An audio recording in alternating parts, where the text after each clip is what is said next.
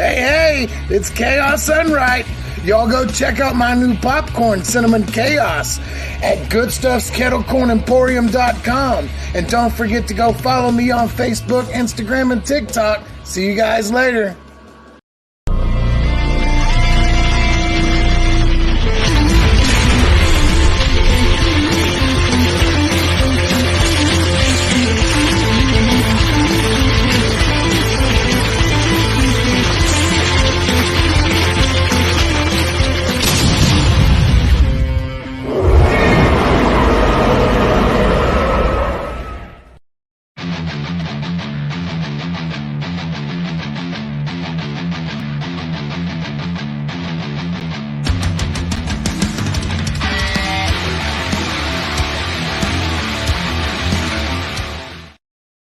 All right, here we go. It is that time. How are you, Jacko Monkey? Night of the Living Dreds. Hopefully not choppy anymore. Hopefully you're not doing the old chop suey, but hopefully not. You live right by an airport, so I mean that happens. That happens. Got a great show. We have some people joining us here in the chat. Again, I'm Motorspeed Dreds. Jack L. Monkey is here with us. And as I mentioned, we got a great show. We got a very special guest, Mr. L.C. Holt. If anybody has seen the movie You're Next, yeah, that guy. Lamb Boy. That's what I'm going to call him, Lamb Boy. All right. Oh, yeah. He's Lamb Face. All right. But a great movie. And also VHS too. He was in a little spot in that too. Time's Up is a movie he has directed. We're going to talk about all that here very shortly. Let's get to. He said, "Ooh." Let's get to some of the. Let's throw out some love. Of course, Scurryface.com. Go over there and check them out. We're over there broadcasting on Scurryface, the Facebook page right now. I'm going to turn down my Alice Cooper. I don't even know if it's coming through, but I've been in an Alice Cooper mood. Been listening to a lot of Welcome to My Nightmare and the album Killers. Hell yeah. Yeah, I don't know why, but that's where I'm at. That's where I'm at. Robin, is that Lord Halcyon? Damn right. Lord Halcyon. You guys just saw the little intro video about the Battle Haven, which is your show every other Thursday. Right. So, I'm taking a month off right now, but yeah, we'll be back with some badass new content.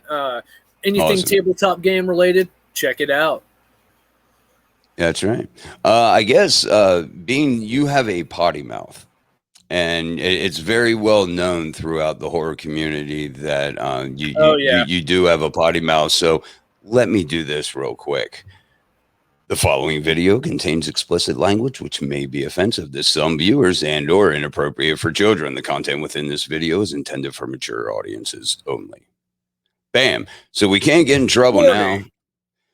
if you let them if you let the kiddies watch this, it's your fault. Of course, now you live in Dreds.com, Dreds with no A. And man, we're calling this the Summer of Slaughter. And we are nope. If you let them You are lagging there, my friend. I'm not sure what is going on with you, Jacko Monkey. Yes, yeah. Look, me neither. Look, I know. Yeah. Oh, well, there you go. You may be back there. I don't know. Anyway, I don't know. But we do have a fluffer article to go into, but we want to involve Mr. L.C. Holt in this fluffer article. So everyone, please welcome Mr. L.C. Holt. L.C., how are you, sir? I'm doing very well. Awesome. Yeah, I'm glad to be here with you guys. Awesome. And we're glad to have you. You have Father Time hanging over your left shoulder there. Yeah, he's back there. That's The Killer from Time's Up. That's the film I directed. And like I was telling you earlier, I threw him back up there on the wall, and he might go down at any moment. That's okay. It's a heavy mask, It's solid, that thing. But I thought, I would include him in this as well. Yeah, well, awesome. And if he falls off halfway through the show, that's okay because, as I told you, this podcast seems to fall off halfway through anyway. But we are very, very happy to have you here talking with us. We don't like to call it an interview because it sounds too formal. We just like to have a discussion about horror and your career. But before we get into that, as I told you right before we went live, we do fluffer articles here. And I came across this earlier, and I was like, oh, yeah, I got to get LC on this. So this is what we have. This comes from the smokinggun.com. And this is where we get a lot of our fluffer articles. Has anybody wondered what gives meth its flavor, its special little flavor? Well, we're going to find out. On June 23rd, curious about where the average street dealer safely stores their stash. Oh my goodness! Buckle in, LC. Wonder no more. A Florida man whose rap sheet includes more than a dozen drug convictions was arrested last month after jailers discovered 4 quote unquote crystal rocks of methamphetamine stored in the defendant's penis skin. Wow. Those rascally Floridians. Them Floridians, I'm going to tell you what, man, and it's no disrespect to anybody who lives in Florida, but there are some very, very strange stories that come out of Florida. And this is one. Yeah, apparently the guy wasn't circumcised. Oh, yeah, you may regret this, LC. This guy's name. Oh, we haven't even got to the best part. This guy's name is Shaft Bang Adams. Yeah, Shaft. Wow. Shaft. That's amazing. Right. He's 30 years old. He was collared in mid-May for driving with a suspended or revoked license and booked into the Orange County jail. His real name? Right. Yeah, that's his real name, Shaft. Shaft Bang Adams. Wow, he's setting up for his porn career, I can tell. Exactly. And I'm thinking that his parents were probably on the same drugs that he's been convicted of for naming their kid Shaft Bang. There's some strange names out there. There is, and you must be on meth to name your kid Shaft Bang. Adams, an Orlando resident, was familiar with the lockup. He had 20 plus prior convictions for offenses like domestic assault, battery, possession of controlled substances, delivery of cocaine. And this was not Uber. No, you can't get like coke through Uber Eats or anything. Possession of a firearm by a convicted felon, false imprisonment, and possession of drug paraphernalia. During the jail intake process, Adams was subject to a strip search. Now we're getting to the meat and taters, no pun intended, during which a correctional officer reported finding 4 crystal rocks, white in color, inside the penis skin of Mr. Shaft. Come on. His name is Shaft. And he hid methamphetamines in his penis, in his shaft. Junk. Yeah. Go ahead, Elsie. Yeah, I mean, just the fact that he had 4 of them. I mean, that's what's amazing about it. It's hard not to find that. You don't have to be Sherlock Holmes to be that guy who's doing the search. You know what I mean? I mean, it's pretty obvious. I would imagine. I don't know, but I would imagine it would be pretty obvious that something's going on down there. There's a whole lot going on. There's a party in his pants, Right. apparently. Right. Yeah, he Adams was charged with possession of meth and introducing contraband into a penal institution. There's so much funny going on right here. He spent 8 days. He spent 8 days in custody before posting a $2,000 bond. But he is back in bars. His arrest yesterday on cocaine possession and resisting charges. I get the feeling Shaft will never be back in bars again. Yeah. He sounds like a great, upstanding citizen. He is. He is. Oh my goodness. Oh my goodness. All right. Well, that's how we do our little fluffer article. It gets us loosened up, gets us smiling, joking, and getting ready to get into the meat and potatoes of this particular show, and that is your career, LC. Let's just start off with this. All right, we're gonna go way back, and not like probably before you were born, but Universal Monsters. We also do an audio podcast, and we've been covering Universal Monsters. Been doing a little series on that, and it got me wondering: a lot of people are fans of the Universal Monsters era, and I've met some people that just don't really get into the black and white, the old school horror.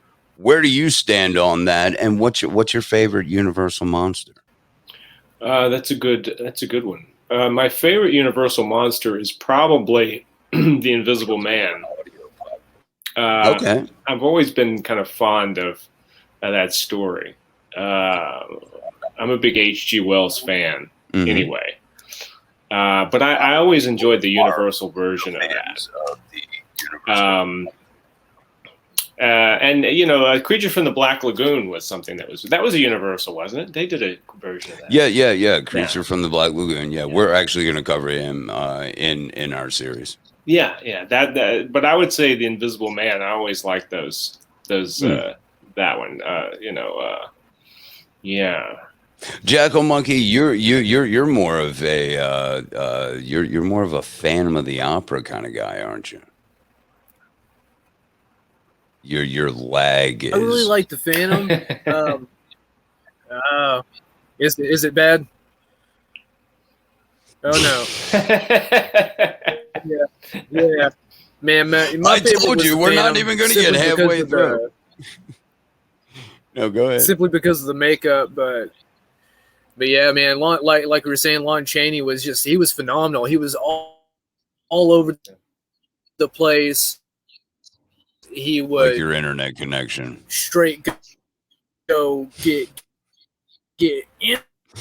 into the role. Look at just completely. Hey, over the Jackal Monkey. Hey, Jackal Monkey. Apparently, it's not doing too well today. I don't know what's going on. Hey, Jack. Yeah, I know. Why don't you leave and come back and see if that helps anything, my friend? Why don't we try that? Yeah, good idea. All right.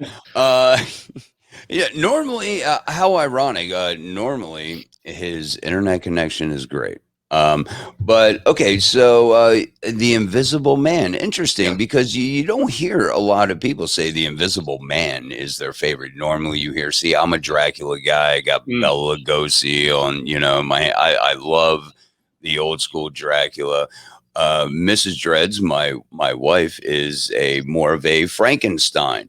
And I think those two monsters in and of themselves are the ones that are picked more often than not. The Invisible Man. That's an interesting pick. It is a very good story. And am I wrong in saying that didn't Vincent Price do the voice or some of the voices or whatnot for the Invisible Man when he was all wrapped up? I'm not sure. I think that's right. I think I I heard that. Yeah. But yeah, I mean, it's an interesting story simply because, I don't know. It's always kind of fascinated me, the idea of the invisible guy. And they've done it in many, many iterations, from, the John Carpenter thing with Chevy Chase, which was one thing. And then they did like Hollow Man, but the idea of, being invisible and having that freedom, Yeah, I mean that was always something I think as a kid we always like fantasized about. At least I did anyway. Imagine if you could just be invisible and nobody could see you, do anything. You could just do so much with nobody seeing you. But that was what was terrifying about Hollow Man was, like he couldn't even like if you try to close his eyes, like he could see through his eyelids, like. So it's like he could never get any sleep, like. So he just went insane eventually, like. Yeah, which is something that makes a lot of sense, if you couldn't see. I mean, it was even with the Chevy Chase thing. You remember the scene where he was eating and he looked down and he could see his own food digesting and he threw it back up, because, the food wasn't invisible just because he ate it, sort of thing. Right. And that there's a lot of things you could go into that are, I guess, if you wanted to take a realistic approach and say, well, yeah, you would be able to see through your own eyelids. So how do you sleep? How do you do anything? Exactly. I listen to a lot of times when we have guests on, I like to go back and hear what other people have chatted with, for instance, you about on other shows. I don't want to regurgitate the same questions, but there was a story, or at least, I guess you could say a story about your fear of home invasions as a child, and then how ironically you end up growing up to play a home invader. Wait, can you tell us a little bit about that? Yeah, it was something that I had a lot of fear about as a kid, to the point to where I was quite a bit older than a normal kid would be before I even stayed at home alone. And I think part of this came from an old Unsolved Mysteries episode that I saw when I was a kid. I was a huge fan of Unsolved Mysteries, but it terrified me. And that's probably why I was such a fan of it. But there was an episode where a young girl was home alone from school. She was a teenager. And she was in her house and she heard a sound upstairs. And she went upstairs into her bedroom and saw these three people climbing in through her window. And one of them knocked her out. And she had amnesia. And later the cops came and they found her and she couldn't remember what happened. And then the story I just told about what actually happened came back to her like months later. And she realized what happened to her that day. And I remember being so terrified of the idea of just being in your home, being safe, and then going into another room and finding people who are not only coming into the house who shouldn't be there, but who would then attack you.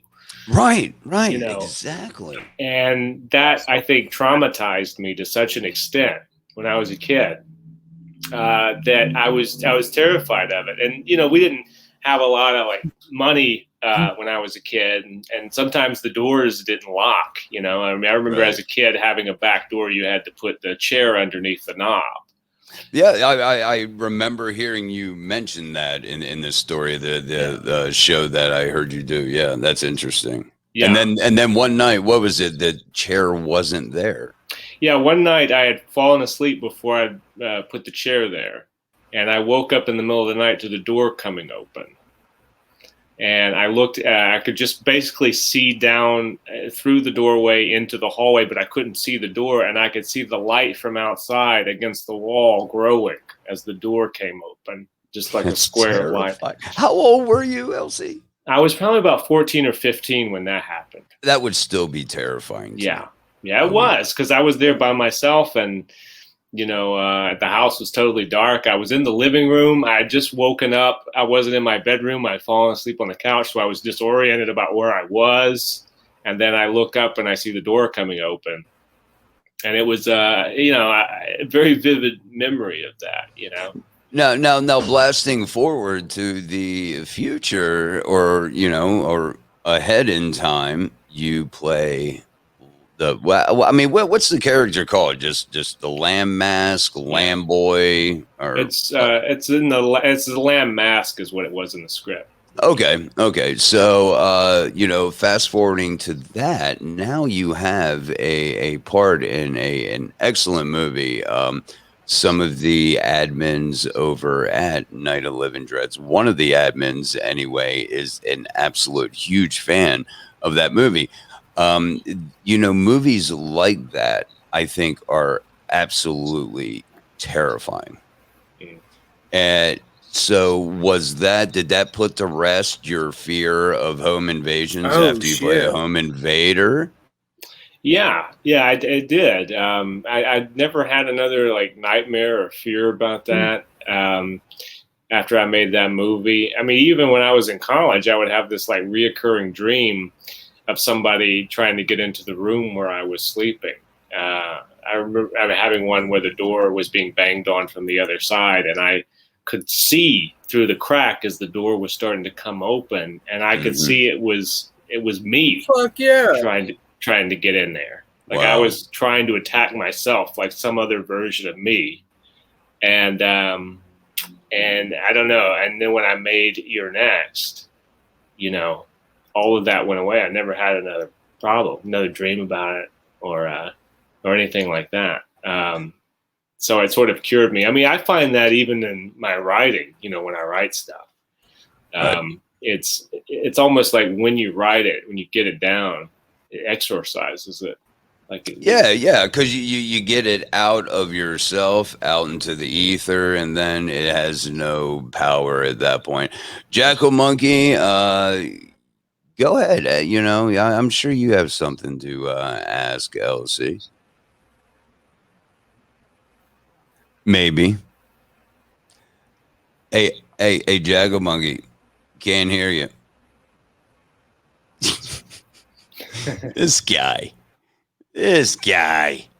All right. So while he's figuring that out. So was there ever, and I think I heard you mention on other shows that you've been, interviewed on, Your Next Part 2. Yes, yeah, there was an idea for one. Yeah, there was an idea, and I think I even heard you say there was an idea for a trilogy of the Your Next. I'd like you to tell everyone the kind of the story about how it all came about, or at least how Part 2 was supposed to pick up, because it picks up pretty much where one left off. Can you go into that a little bit? Yeah. Part 2 was originally going to be basically after the events of Part 1. Sharni, who played Erin in the movie The Survivor, she went to prison because they had thought that she had been involved with the murder of at least some of these people, and so they put her in prison. My character, who got the knife in his head, went into a VA hospital because now he is basically in a vegetative state. And so a VA hospital with that, I guess, his backstory would be he had military background then. Yes. Yeah. Him and his brother, who was played in the movie by Simon Barrett. He's the first one to go down. Was my character's brother. We were supposed to have a military background. Gotcha. And then after that, you find out it's sort of like a Halloween remake sort of a situation, I think, because then I come alive and you realize it's all been an act. And this knife that's gone into my head hasn't actually turned me into a vegetable. It's just turned me into someone who can't feel pain, sort of like that James Bond villain. I don't know if you remember, right. The world is not enough or whatever guy. And then I get out, I get some more animals together, and then Sharni is on a transport bus with a bunch of female prisoners. We sabotage the bus, we blow it up on the road. The female prisoners scatter out into the woods, and then we hunt them. I lead another group to go hunt them through the woods. And that was going to be the plot of Your Next Part 2, which incidentally had like a subplot that had meth dealers out in the woods. I don't know if Shaft was one of them. Yeah. But that was going to be in there too. Yeah. Right. Shaft could have been. He could have got a part of that. I know. Shaft Bang Adams. I mean, come on. It sounds like a meth guy. Yeah. I mean, it's one of those things that could have been set in Florida, down in Orlando. And so, so that was going to be part 2. And then after that, there was an idea for a third one where, Sharni was Australian, her character and her as an actress. And then that was going to take place in the Outback, the third one. Okay. And that's all I really know. That's all I was ever told about part 3. But part 2 was kind of detailed to me on the set of the first movie. What was going to happen if we got to do a part 2? That was the story. Part 2, I think you hit the nail on the head when you said it kind of had almost a Halloween feel to it, because, you had, part 2 of, Halloween, at least Rob Zombie's Halloween. You see him, there's an accident, they hit a cow and, he gets loose. And so that was interesting. A lot of people, what the guy that I mentioned that absolutely loves part 1, Kenny there, he would love to see a part 2. Absolutely. Who wouldn't? Well, welcome, Evan. So hopefully my problems have been solved here. It sounds pretty good right now. Awesome. It sounds pretty good. Thank goodness. Before we get into your projects, and we're going to take a little halfway, little break. And actually, you know what? I don't even think I'm going to take a damn break. Screw it. Let's talk about your musical influences. Yeah, I mean, do you like? I mean, what kind of music do you listen to? And do the I mean, a lot of people that I've noticed in the horror community, they're really kind of metalheads. There's a lot of people that like heavy metal and things of that nature. Do you fall in line with that particular assumption?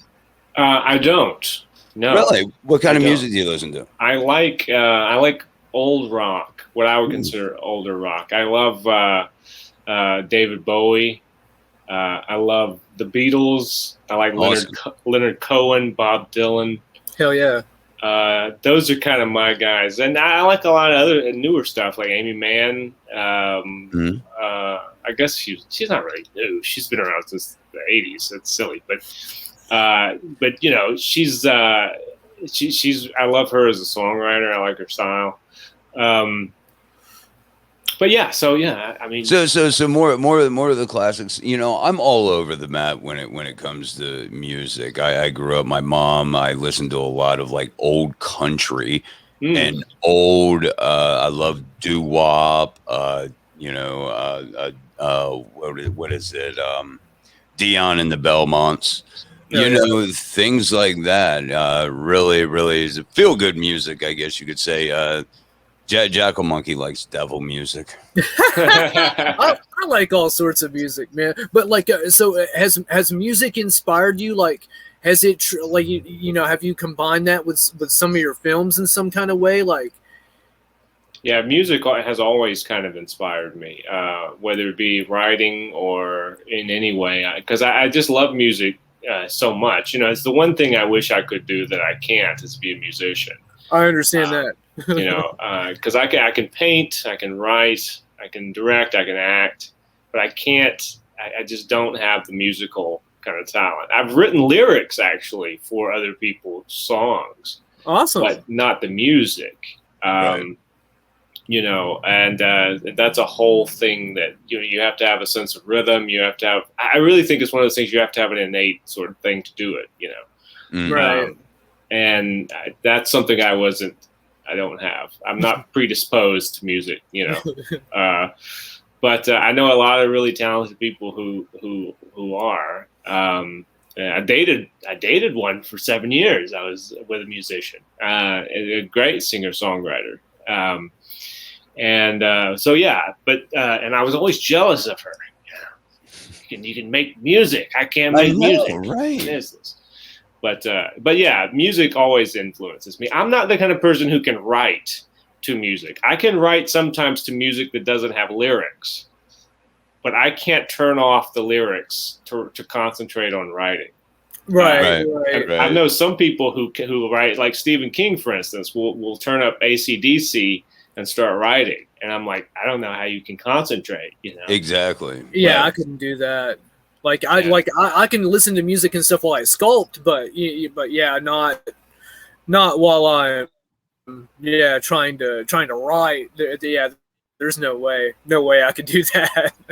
Yeah. I figured that out years ago when, I started trying to build my own website on WordPress and this and that. And, I'm learning on my own and, just trying to pick it up. And I'd always listen to, I don't know, I'd throw some, Slayer on or just whatever metal I wanted to hear. And I could never concentrate. So what I do, I put some classical music, some Beethoven's, and all of a sudden I felt calmer. Like I could work through these issues that, I was having. So music is very, I think a part of, well, anybody's art, whether it be writing, whether it be acting, directing, you're doing a podcast. I mean, I've been listening to Alice Cooper all day just to get me ready.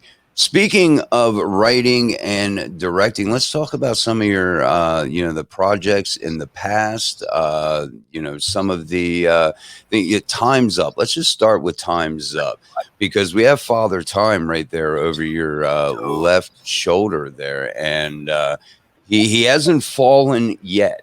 He's hanging in there. He is. He's hanging in there quite well. And I don't know if you made the beard go that way, but it almost looks like the beard is kind of laying on your shoulder, like your shoulder. Tell us about the whole premise of Father Time and give us a rundown on it. Time's Up is a slasher film. It's a whodunit slasher film. Interesting. Which is something that was the big part of it that I wanted to do was the whodunit element. It's basically set on New Year's Eve, as is evidenced by Father Time, who we learned when we were writing the movie that Father Time is not a as well known as we thought he was, bit of the mythology. But he is a classic bit of New Year's Eve mythology. Father Time passes the New Year off to the Baby New Year. Baby New Year, right. And if anybody remembers the old claymation, that you remember that story. But the basic premise of the movie is there is a group of teachers at a high school in a town called Pine Falls. And there's been a suicide of a student in the high school based apparently on bullying. And now these teachers are trying to figure out how do you deal with the ramifications of that in terms of like public image. People are blaming the school for allowing this sort of thing to happen. Right. And amidst this New Year's Eve party, these clues start to appear, which suggest a scavenger hunt. Somebody out there wants to do a scavenger hunt. And the scavenger hunt quickly becomes deadly when we find out that this fellow, Father Time, is the one behind it, and it all ties back into what happened with this boy. So then it becomes, well, who is Father Time? Why is he doing this? And exactly what does it have to do with the boy who committed suicide? And that's the basic premise of Time's Up. And of course, you only have until a certain point in time. And I imagine you can figure out when that's going to be on New Year's Eve to determine what the mystery is before, you're all dead. Yeah. Wow. So I guess then Father Time just kind of like, he didn't pass it off to, Baby New Year. He kept going and going and going. I mean, it almost has a supernatural, type element to it. Is that fair? It's not, I wouldn't call it supernatural because it is very grounded. Okay. I mean, it's not a superhuman type slasher. It's definitely a person. and it has that whodunit quality of, I mean, we always talk about like the 1990s kind of, because people have asked, from the poster, for instance, is it more of like an 80s type horror? But I think probably more accurately would say it would be more of like a 90s type horror, where you had a lot of the, I mean, you had the whodunits in the 80s, things like Prom Night is a whodunit, Terror Train, even before it was a whodunit, Sure. So it does have that sort of an idea of who is behind the mask and why, Awesome. Being a mask maker, I gotta ask, what is that bad boy made out of? It is rubber. It's a rubber mask. Yeah, I can. Let me see if I can get her down here. Yeah, you can get a closer look of him. That's so badass. That is so creepy.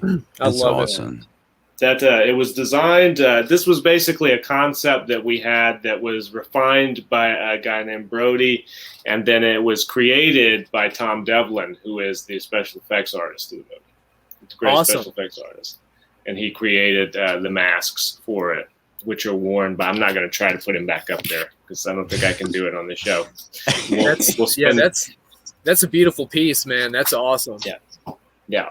It's a great little piece, and this was a screen used one. This was one I actually took from the set, so badass. So I have that one, and then we sold some other screen used ones on the Indiegogo for the movie. So we had about 3 or 4 masks that we used in the movie.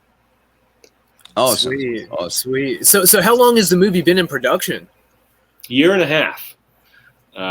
We started this, maybe a little over that, because what it was I came up with a concept. I always wanted to do a slasher movie or just a horror movie set around a scavenger hunt.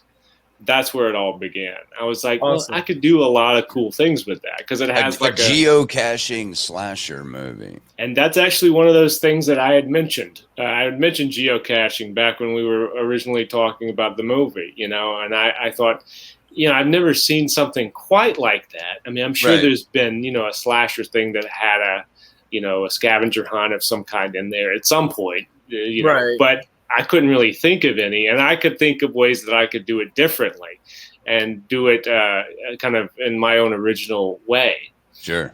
And so that's kind of where it started. And then the New Year's Eve element came in later, and then, and then it developed, and I wrote the script and the characters and so forth. And when we set about doing it.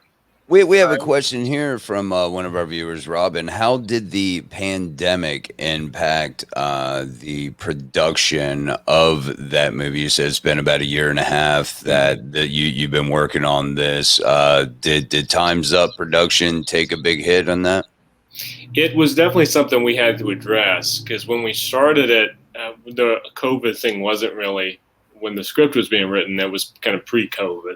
Right. And then we started into the production, pre-production stuff, and then that's when COVID hit. It's a good question, Robin, because we did actually have to address it because, when we were shooting, it was January of this year. So we had to have, all the precautions. We had to have someone on the set who was a COVID compliance officer. We had to, of course, wear masks. We had to do, go through all the things about, the cast and crew had to be quarantined together.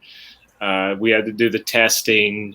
We had to set up a clinic where you could go and get testing for everybody, and that had to be done on a weekly kind of basis and all that stuff that you have to do. I heard it was pretty grueling for people like you in the film industry. Like, like you were saying, like that sounds pretty damn intense. Yeah, I mean, I did actually 3 movies in 2020 as an actor. Oh, wow. And one of them was called On Location, which hasn't come out yet. Written and directed by a guy named Jeff Seaman, and a great actor, or a great director. But I mean, on that movie, every week we would get our brains swabbed. Right.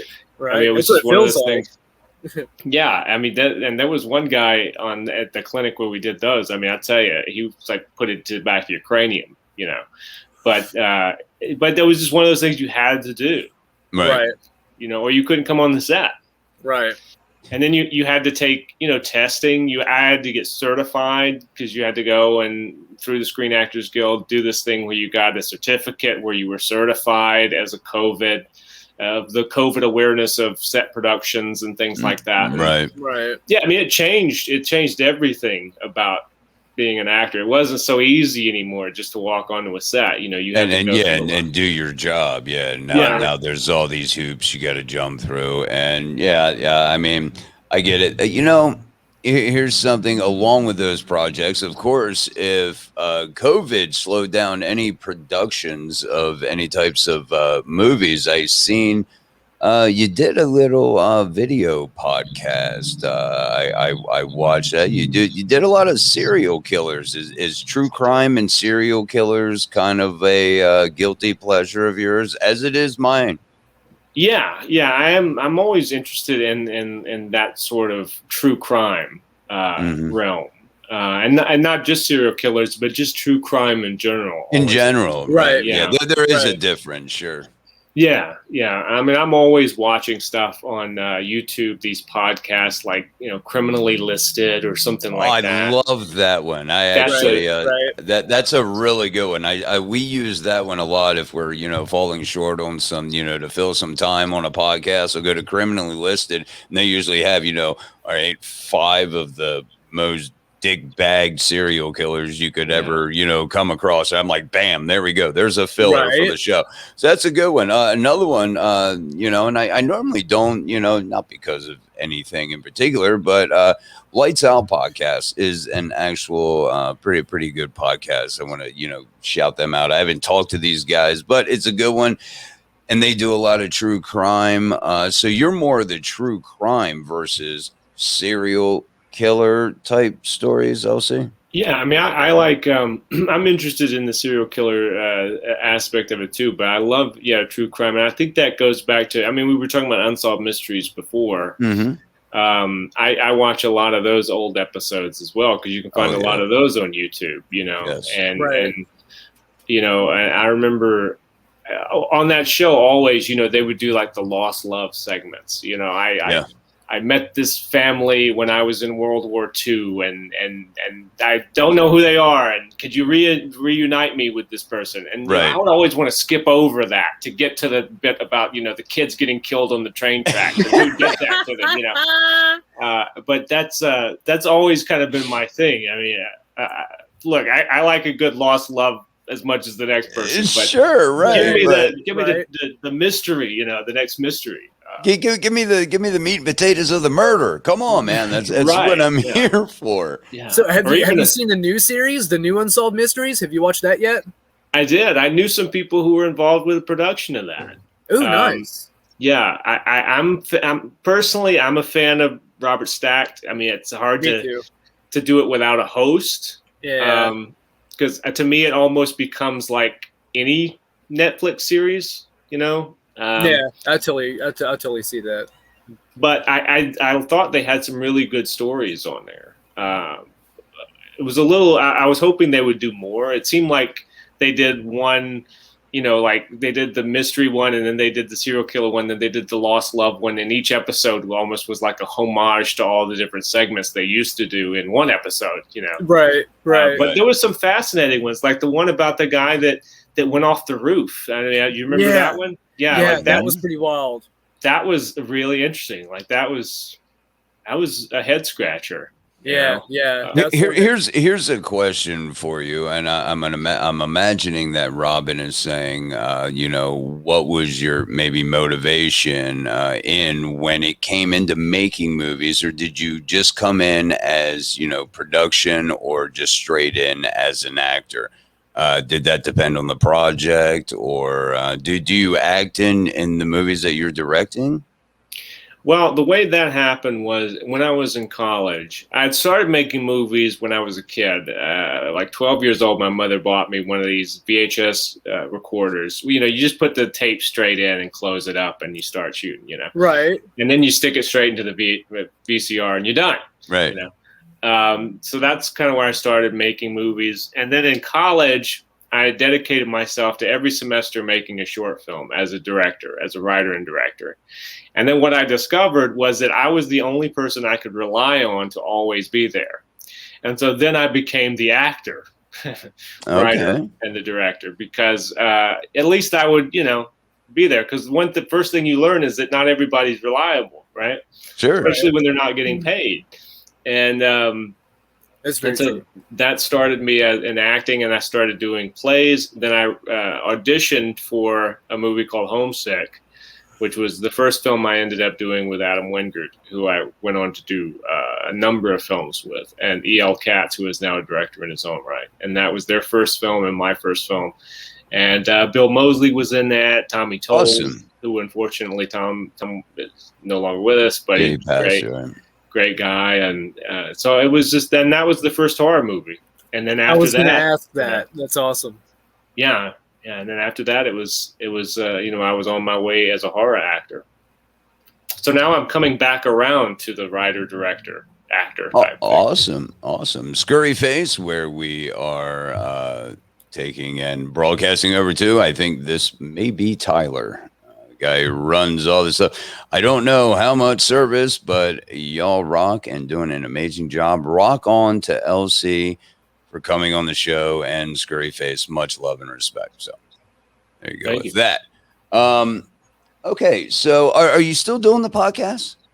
I had to take a break from it when we started shooting the movie Time's Up, because that became such a. I mean, I was in a different place. I was in Portland, which is a place I'd never been before, and that's where the movie was shot. So I shot it on location. And then after that, we've been editing it and jumping into all that kind of stuff. So I kind of limited the things that I would ordinarily like to do, like the podcast. I would like to get back into it. And now we've starting last night, actually, we started doing live streams again on the Time's Up Facebook, which is, you can also find it on my Facebook. To give people an idea of where we are in post-production and take them through that process, just like we did in pre-production when we would do a weekly live stream for Time's Up. Awesome. Right Awesome. Right on. I'm going to, and I'm almost somewhat ashamed to say that all these years I'm going to my first horror convention, Days of the Dead in Indianapolis. Do you frequent the horror convention circuit? Are you out there? Can people come and meet Lamb Mask? Yeah, I did a lot of conventions before the pandemic. I'm about to do my first convention after it, because I did not do any in 2020, and I didn't really do any in the end of 2019. But I'm about to do one called the Tidewater convention, which is in Virginia, which will be the first convention I've done since the pandemic. But I love doing conventions. I've done Horror Hound and Monster Mania, so many that I can't really quite remember all of them or where I was. That's the one thing about doing conventions. Right. You get into the plane, you go there, you don't see the city you're in, so you're somewhere in New Jersey or something. And then they take you to the convention center. You do it for the weekend. Then they take you back to the airport. So it's like, what city was I in? Right. Exactly. Right. Monster Mania. That's isn't that what Mania? Monster Mania. Yeah, they're actually coming to the I think Pittsburgh, Philadelphia area here soon. We just had, I don't know if you're familiar with her, a little 7-year-old cosplayer, Kid Dreadful. Had her and her mom and dad on the show last week here on Scurryface. They're going to be out there at Monster Mania. Are you do you plan on going around more often now that a lot of the mandates have been lifted? Is that something that's because I know you're still working on Time's Up, but is that something that you look to do? Yeah, sure. I would like to get back into it, just at least to some extent, because it's a good way to meet people, and I've never had a bad experience. I've had some weird experiences around conventions, but I've never had a bad experience. Like the worst experience I ever had was some guy following me to my room one night, and I was like, goodness. Yeah. Oh my. Oh yeah, that's creepy. Yeah. Yeah, and that was and it was in, I can't even remember where. I think that was in New Jersey or somewhere like that. I think I was it might going to have say been probably Pennsylvania. Texas. Yeah, I did a really good one down in Texas, down in Austin. Actually, this Scream Hollow is. I visited that haunted house while I was in Austin, Texas, Awesome. doing that convention. Down with the Texas Chainsaw guys. Yeah, Nice. yeah. That was a couple of years ago, right? Yeah. I missed that convention. I was going to go to that, but I ended up like something happened with my car or something. I didn't have a way to get there. I was so pissed off. I was like, no. Yeah, they do it in Bastrop, which is where they shot the first one, and they shot parts of part 2 there as well. Right. The gas station. Yeah, the guy that does the convention is the guy who renovated the gas station. He took that old gas station, and now it's a really cool little like barbecue stand and merchandise. Yeah, you gotta sell, get some of the family barbecue. Yeah, it's great, and it's some good brisket too, man. They catered the whole convention. You think it's brisket? Yeah, exactly. That's so awesome. I was there the year that they dedicated the bench because this guy made this really cool metal bench. And it has little like placards for all the people who have passed away. It's like a in memoriam thing. You know, like Toby is on there, and Marilyn Burns is on there, and everybody who's no longer with us. And Edwin Neal was there, and they pulled the sheet off of it, and Edwin looked at it and was like, "Oh, great! I can't wait to be on a bench." You know. It was great, yeah. But then that bench sits outside the gas station. Yeah, I've seen it. Yeah, it's a beautiful piece. That's a beautiful piece of art, man. I thought that was awesome. No, that's hilarious. Cool. That's hilarious. It almost seems. Oh, go ahead, Jackal Monkey. So, do you have a release date for Time's Up yet, or a possible trailer coming soon? I think he's looking at my notes personally. I think he can see my notes. The trailer is coming soon. I would love to say that the film is going to be released this holiday season, which would make the most sense. And we're aiming for that, but I don't have an exact release date yet. We're doing a finer edit of it right now. We've had like a rough cut, and now we're going through it and like, you know, doing a finer edit, and then we'll do pickups like, you know, you always do with movies, where you find out what shots you need from the edit, and then go back and get what you need and stuff like that. So I would love to say that we could get it out this holiday season. The trailer will be coming a lot sooner than that. Awesome. Yeah, that would be great. Yeah, because like you said, like you were saying, it's a very original idea. And again, I hate how most movies seem like they're rehashes or remakes of something. You have an original idea that you've done something really awesome with. So again, I'm super excited for this movie. Again, I think he's looking at my notes because I wanted to ask you, LC, being a writer, director, actor, I know, right?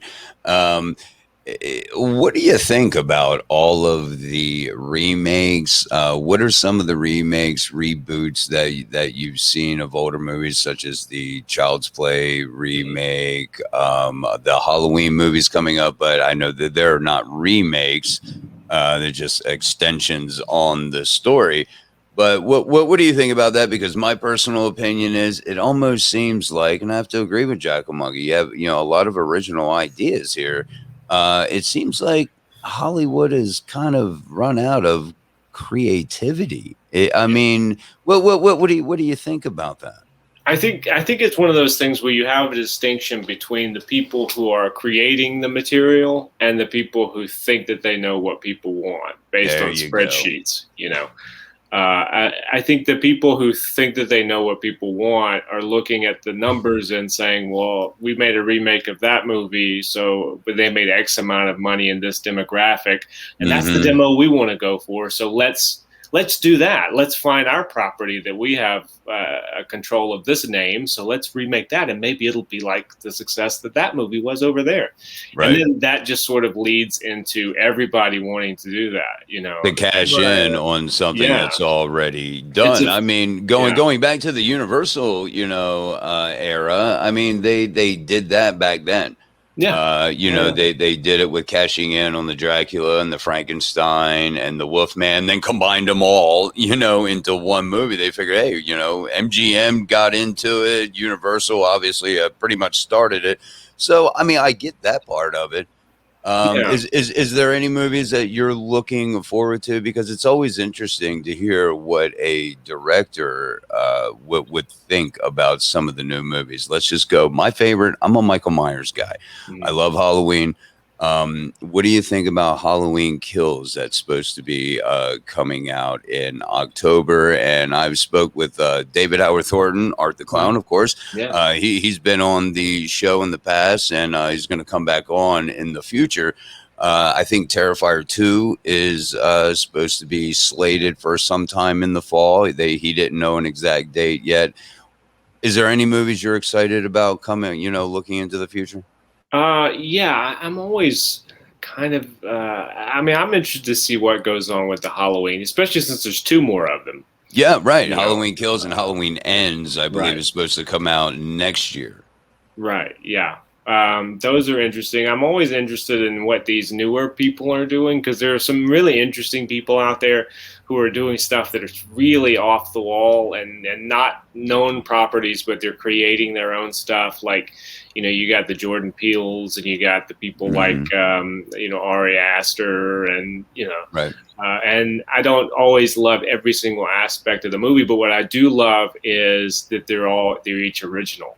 I was just getting ready to say that original ideas, can really, bring new light and new breath into what, the horror movies have become, because here lately it seems like they have become just all remakes, all rehashes and whatnot. It's like, come on, get your own original ideas.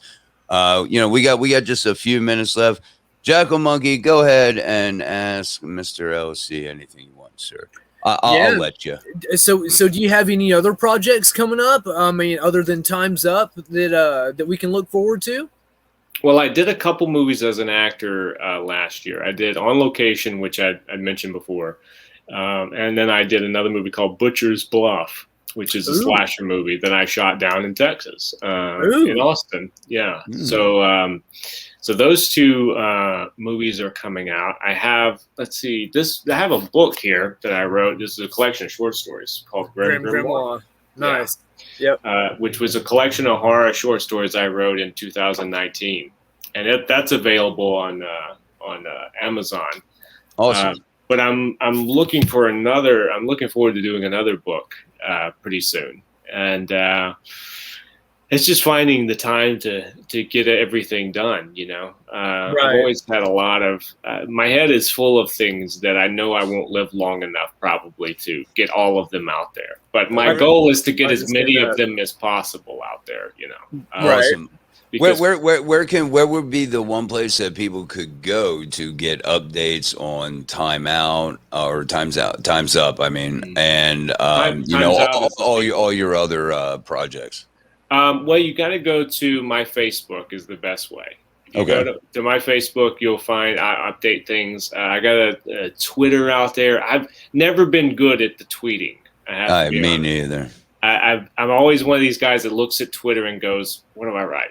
Yeah. So I'll write something about like stuff I'm doing creatively every so often and things like that. There's also a Time's Up Facebook and there's a Time's Up Twitter if you want to be, to those specific project if you want to find out more about that. Okay. What was the name of your book again? I'm sorry. The name of the book was Grim Grimoire. Grim Grimoire on Amazon. Grim Grimoire.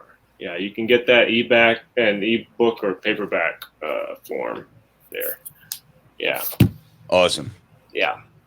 So, man, this has been really fun, man. I've enjoyed your work, your movies.